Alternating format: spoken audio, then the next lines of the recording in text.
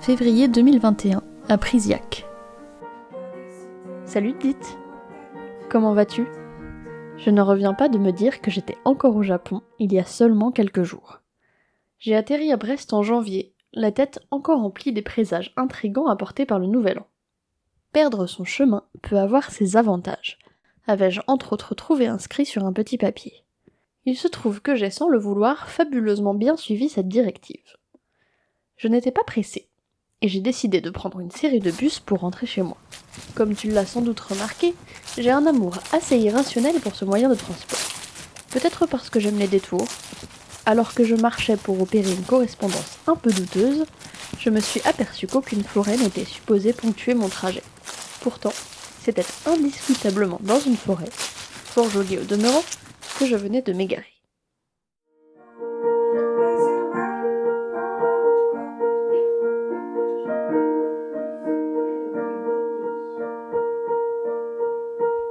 La nuit commençait déjà à tomber. L'hiver, quoi. Je me suis donc raccrochée à un petit écriteau qui indiquait à travers bois « Village du Bel Air ». Peut-être y aurait-il de quoi loger ? Le fait que la route goudronnée se transforme en chemin de terre aurait pu m'indiquer qu'il n'allait pas s'agir d'un village tout à fait ordinaire. Mais je commençais à avoir faim. Or, si tu ne le sais pas encore, tu l'apprendras bien vite, mon estomac a une tendance fâcheuse à troubler fortement mon sens commun. C'est ainsi qu'au bout du chemin, je me suis retrouvée devant une petite maison. J'ai frappé de mes doigts engourdis à la porte vitrée. Comme personne ne répondait et que le froid commençait à me saisir, j'ai tenté ma chance. La porte était ouverte. Un feu ronflant réchauffait l'intérieur d'une douce lumière. Un chat, très peu perturbé par ma présence, ronronnait en rythme. Les murs de la pièce étaient harmonieusement encombrés de bocaux en tout genre. Une grande tablée semblait signaler une famille nombreuse. Accroché à une poutre, un petit panneau a attiré mon attention. Bienvenue au Bel Air. Ici, tu es chez toi comme chez nous. Alors sens-toi libre d'être, de faire. Un peu partout, des panneaux semblables indiquaient aux visiteurs comment faire usage librement des lieux. Alors que je commençais à me dire que cette demeure avait des allures de maison à pain d'épices, une petite boule d'énergie pure a débarqué dans le salon. Je n'ai pas tardé à apprendre que son nom était Jessie.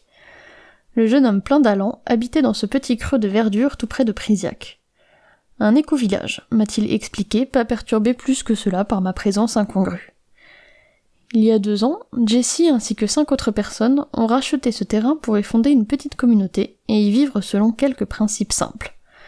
Respect de l'environnement, reconnexion à la nature, recherche d'un modèle économique différent, respect de l'individu. Ajoute à cela un soupçon de recherche de l'autonomie assorti d'une bonne louche d'ouverture sur le monde et tu obtiens le portrait qu'il m'a dressé rapidement de ces lieux.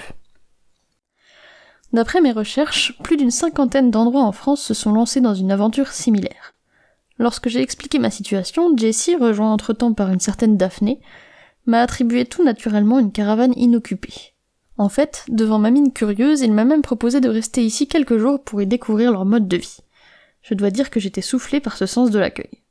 Alors que Jessie m'ensevelissait soigneusement sous une motte de couette pour me protéger du froid, il m'a expliqué que la petite communauté vivant à Bel Air se veut très ouverte sur le monde. Les habitants organisent donc régulièrement des journées ou semaines immersion dans leur quotidien, des soirées jeux, et même des bals. En me pelotonnant sous la couverture, j'ai repensé au petit panneau. Une façon d'accueillir et d'autonomiser les invités, donc. Au matin, mes yeux se sont ouverts sur la buée qui s'échappait de mes lèvres. Le froid mordant m'a rapidement poussé à regagner la maison.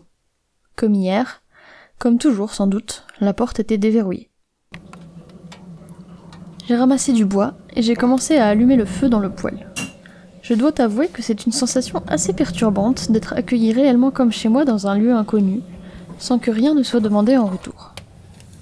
Ma seule instruction m'avait été donnée la veille. Tu fais absolument ce que tu veux. En me préparant le petit déjeuner, je me suis demandé ce que diable je pouvais bien vouloir. Sur cette réflexion, Jessie et Daphné ont ressurgi dans le salon pour se joindre à moi. En fait, Daphné n'est pas encore une résidente officielle de Bel Air. Elle avait croisé la route de Jessie et de son frère David quelques mois auparavant, et était rapidement tombée amoureuse du mode de vie et de pensée de l'éco-village. Pourtant, dans sa tête, tout n'était pas encore clair. Lorsque je lui ai demandé si elle vivait ici, la première fois que je l'ai croisée, elle m'a dit qu'elle ne se sentait pas légitime de dire qu'elle habitait réellement le lieu. parce que ça n'est pas comme ça que ça se passe dans la vie ordinaire. Habituellement, on doit sans cesse prouver qu'on mérite sa place quelque part. Ce sont ses mots. Elle ne parvenait pas à réaliser qu'elle puisse avoir le droit à ce grand bienvenu sans rien devoir en contrepartie. À Bel-Air, il n'y a pas de loyer, pas de service obligatoire. Chacun peut à sa guise travailler à l'extérieur, apporter des projets à la communauté, travailler la terre ou simplement ne rien faire. Question argent, chacun peut faire un don libre et puiser tout aussi librement dans les fonds communs via la carte bleue du village, aussi bien pour des dépenses communes que personnelles. Forcément, en comparaison de notre système ordinaire, il y a de quoi être perturbé. Mais aussi libre que ce système soit, les habitants n'ont pas encore rencontré de problème d'abus, chacun trouvant peu à peu ce qu'il avait envie d'apporter au lieu. Les chantiers ne manquent d'ailleurs pas. Une fois ravigoté par mon petit déjeuner et rassasié de caresses félines, j'ai entrepris d'aller visiter les lieux aux côtés de Jessie. T'es prête ? Ouais. T'auras pas froid, ça va ? J'ai remarqué au passage un panier rempli de petits savons et produits de toilette faits maison. L'œuvre de Lynn, l'une des fondatrices et habitantes du lieu. À quelques pas de la maison trônait une machine à laver montée sur un vélo. Une façon de faire la lessive sans électricité. Un peu plus loin, des légumes plantés sur des buttes paillées attendaient sagement la fin de leur croissance. Évidemment, pas d'agriculture aux produits chimiques ici, mais des légumes et plantes semés selon les différentes qualités qu'ils peuvent s'apporter, en permaculture. Même si elle n'avait pas encore fière allure, une future forêt-jardin m'a aussi fortement intriguée. Le principe est un peu le même qu'en permaculture. Des arbres complémentaires entre eux sont plantés. Une fois poussée, la forêt devient un lieu très riche en vie et en récolte, quasiment autogéré par les différentes symbioses créées. Quelques animaux partagent aussi la vie sur le lieu. Dindons, poules, moutons. Certains d'entre eux donnent bien quelques œufs ou de la laine, mais ces petits habitants n'ont pas vocation à finir en cassolette. En fait, ils sont surtout là pour être là. Un concept tout simple, mais pas si habituel. Alors que je m'émerveillais de toutes ces belles réalisations, moi qui ai pour seul pouvoir potager de faire mourir un cactus en un seul regard, j'ai entendu un grand fracas de bois. Un chouïa inquiète, j'ai suivi la direction du bruit. Une jeune femme, visiblement déterminée à ramener ici toutes les palettes de l'univers, s'employait à en décharger une bonne centaine d'un camion pour les empiler proprement sur le sol. Alors que les lieux paraissaient presque vides quelques minutes auparavant, tout a semblé s'animer d'un coup. Anouk, de son prénom, venait de ramener de quoi fabriquer tout un plancher pour un futur bâtiment de stockage commun. Jessie et Daphné sont venues à la rescousse, aidées de Manon, une autre habitante que je n'avais pas encore eu l'occasion de croiser. À mon tour, j'ai joyeusement empilé des palettes les unes sur les autres, tout en discutant avec la fameuse pourvoyeuse de matériaux.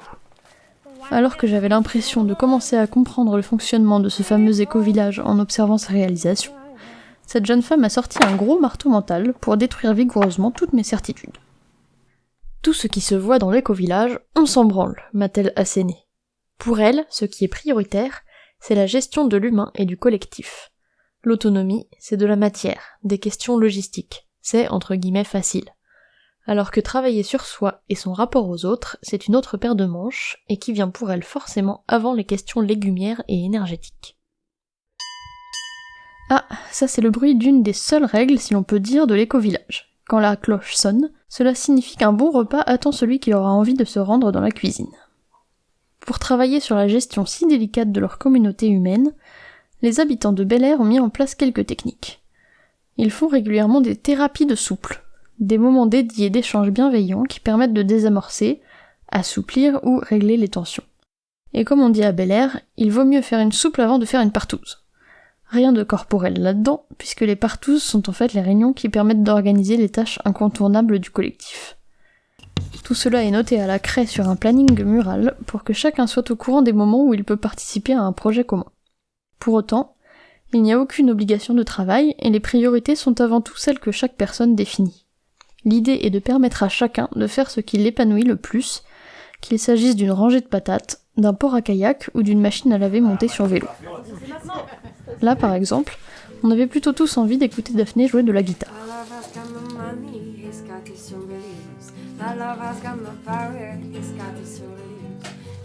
Chacun a aussi conçu son habitat à sa façon, puisque la maison ne sert que pour des pièces de vie communes. Salle de bain, cuisine, atelier de couture, de filage de la laine, bibliothèque. Anouk a ainsi bâti une yourte, ainsi que Jessie. Timothée, un autre habitant, vit temporairement dans une caravane. David et Lynn vivent eux dans une cabane en bois, au fond du potager. L'idée est qu'à terme, chacun devienne autonome et ne vienne dans les espaces communs que par envie d'y partager un moment. Pour devenir un habitant, un processus d'intégration de 1 an a été mis en place.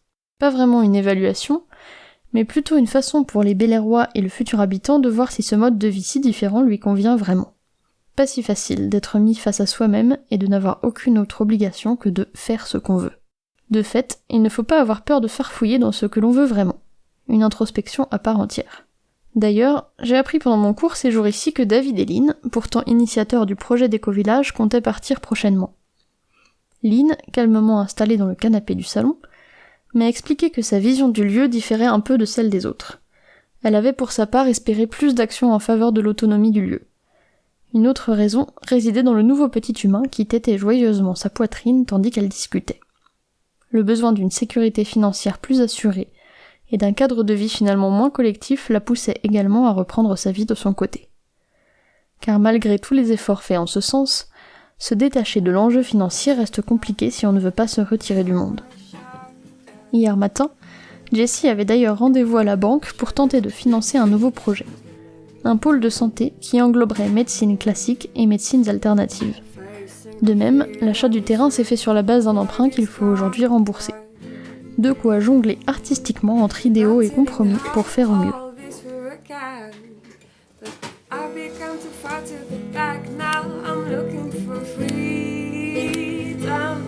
Comme me l'a si bien dit Anouk, la perfection, c'est le diable. Et heureusement. Aujourd'hui, j'ai voulu aider à planter de jeunes pousses dans le potager, et il se peut que j'ai arraché quelques plants de légumes en les confondant avec de mauvaises herbes. Jessie s'est contentée de rire en m'expliquant que ça n'est pas la première fois. Ici, on apprend, on s'adapte, on vit quoi. Sur ce, je vais tenter une nouvelle fois de trouver cette fichue ligne de bus, mais la prédiction avait raison. Ce détour valait bien une petite frayeur forestière. Bise collective, Alice. To find it, everything I had. I'm looking for freedom, looking for freedom, and to find